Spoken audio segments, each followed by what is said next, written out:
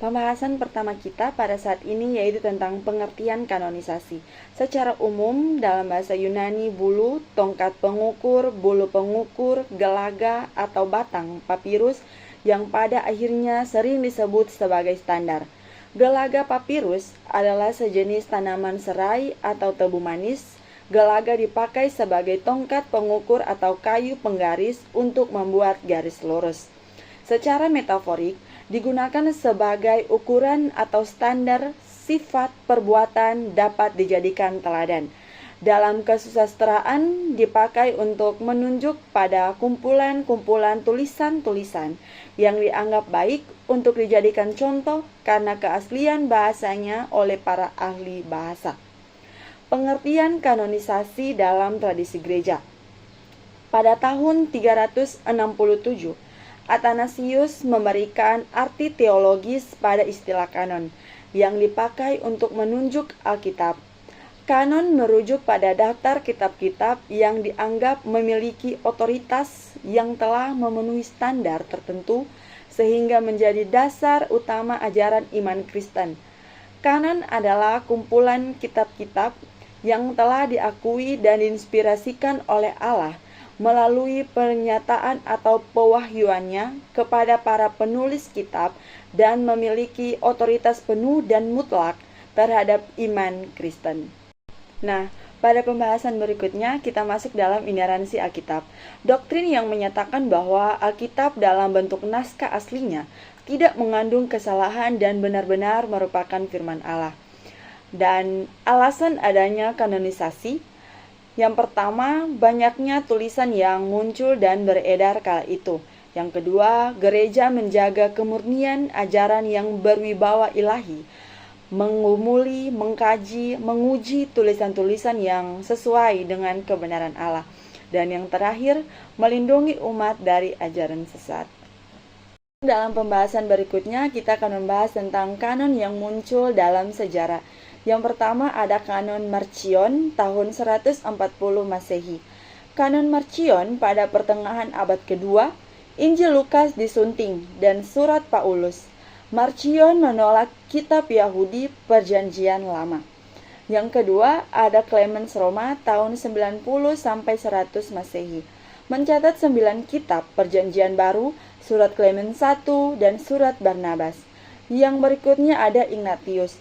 Surat kepada orang Efesus, surat kepada orang Magnesia, surat kepada orang Trales, surat kepada orang Roma, surat kepada orang Filipi, surat kepada orang Smyrna, surat kepada orang Polikarpus.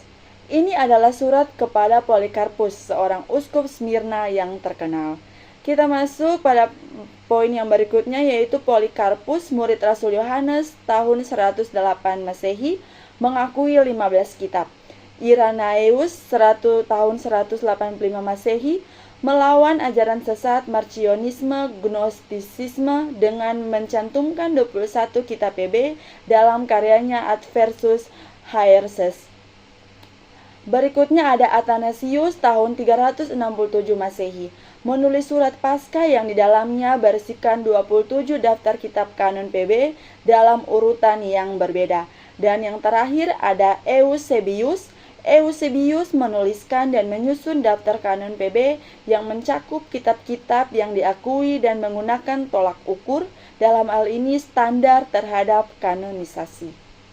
Kita masuk dalam proses kanonisasi. Yang akan kita bahas yang pertama yaitu dari Gereja Timur. Sejarah kanon telah berakhir ditandai dengan surat Paskah yang ditulis oleh Athanasius dan dibacakan kepada jemaat di masa Paskah. Yang berikutnya yaitu dari Gereja Barat. Sidang Sinode di Roma mendaftarkan semua kitab PL dan PB. Yang berikutnya ada 27 kitab dikanonisasi dalam Konsili Hippo di Afrika Utara. Dan yang terakhir kembali ditegaskan dan disahkan dalam Konsili Kartago dan 419. Kita masuk dalam pembahasan berikutnya yaitu tentang kriteria kanon. Yang pertama, kerasulan atau apostolik. Penulisnya adalah seorang rasul atau memiliki hubungan dekat dengan seorang rasul. Yang kedua, yaitu penerimaan universal diakui oleh semua komunitas Kristen, utama di dunia Mediterania pada akhir abad keempat. Dan berikutnya muatan teologis yang sesuai dengan tulisan-tulisan Kristen lain yang diterima, termasuk keilahian dan kemanusiaan Yesus, mengandung ajaran moral yang tinggi dan nilai-nilai rohani yang mencerminkan pekerjaan Roh Kudus. Nah, di sini ada beberapa kitab yang dipertanyakan, yaitu kitab Ibrani, Yakobus, Yudas, surat Yohanes 2 dan 3, dan yang terakhir Wahyu. Alasannya karena ketidakjelasan penulis, terlalu singkat dan terlalu simbolis. Dan pada saat ini kita masuk dalam penutupan kanon Alkitab Perjanjian Baru. Kanon Alkitab Perjanjian Baru resmi telah ditutup dalam Konsili Hippo dan Kartago yang diadakan oleh gereja. Dan apa implikasi bagi gereja masa kini? Yaitu membentuk dasar ajaran dan praktik gereja sehingga menjaga kesatuan sumber ajaran kekristenan meskipun dengan keberagaman perspektif. Kanonisasi juga memperkuat otoritas gereja dalam menentukan teks-teks yang dianggap wahyu ilahi yang tetap menjadi dasar utama dalam kehidupan rohani dan pengajaran kekristenan. Nah, pada poin berikutnya kita akan membahas tentang klasifikasi Alkitab dalam PB, yaitu yang pertama Injil, ada kitab Matius, Markus, Lukas, dan Yohanes. Injil sinoptik, Matius, Markus, dan Lukas. Disebut Injil dalam bahasa Yunani Eungalion yang berarti kabar baik, karena menceritakan kabar baik tentang kehidupan Yesus yang membawa keselamatan bagi umat manusia. Disebut Injil sinoptik karena memiliki banyak kesamaan, dapat kita lihat bersama. Yang berikutnya ada Kisah Para Rasul atau kitab sejarah. Disebut Kisah Para Rasul karena menceritakan tentang perjalanan dan pekerjaan para rasul dalam menyebarkan ajaran Yesus setelah kebangkitannya. Yang berikutnya ada surat-surat Paulus, yang di dalamnya ada surat kepada jemaat Roma, 1 dan 2 Korintus, Galatia, Efesus, Filipi, Kolose, dan 1 dan 2 Tesalonika. Disebut surat Paulus karena ditulis oleh Rasul Paulus. Yang berikutnya ada surat pastoral atau pengembalaan, yaitu kitab 1 dan 2 Timotius, Titus, dan Filemon. Disebut pastoral atau pengembalaan karena isi yang berkaitan dengan pengembalaan dan gaya penulisan yang lebih pribadi. Dan yang berikutnya yaitu surat-surat umum, yaitu Ibrani, Yakobus, 1 dan 2 Petrus, 1-3 Yohanes, dan Yudas.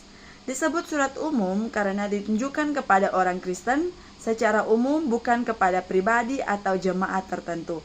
Dan yang terakhir yaitu kitab apokaliptik, yaitu kitab Wahyu. Disebut apokaliptik karena menggunakan gaya bahasa apokaliptik, yaitu gaya bahasa yang penuh dengan simbolisme dan penglihatan.